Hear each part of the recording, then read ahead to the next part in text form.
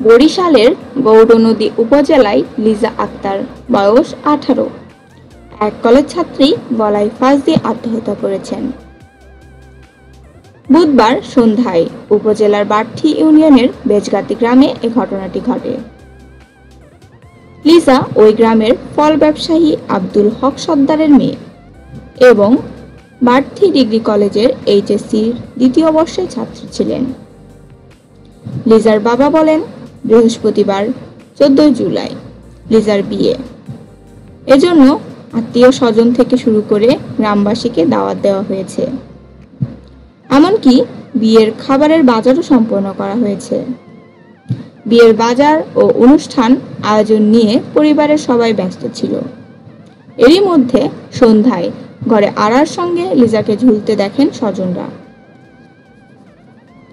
পরে উদ্ধার করে গৌরনদী উপজেলার হাসপাতালে নিলে চিকিৎসক তাকে মৃত ঘোষণা করেন।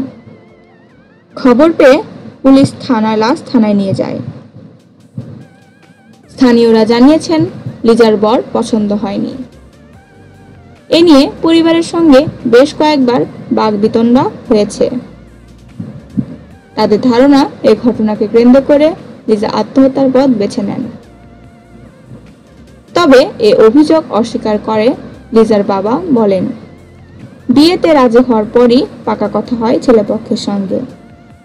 এমনকি লিজা যেভাবে বলেছে সেভাবেই বিয়ের বাজার করা হয়েছে। তারপরও কি কারণে আত্মহত্যা করেছে তা বলতে পারছি না।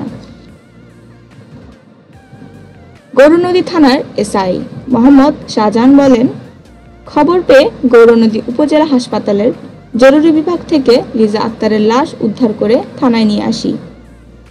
ঘটনার প্রাথমিক তদন্ত শেষে লাশ ময়নাতদন্তের জন্য বরিশাল শেরে বাংলা মেডিকেল কলেজ হাসপাতালে মর্গে পাঠানো হয়েছে।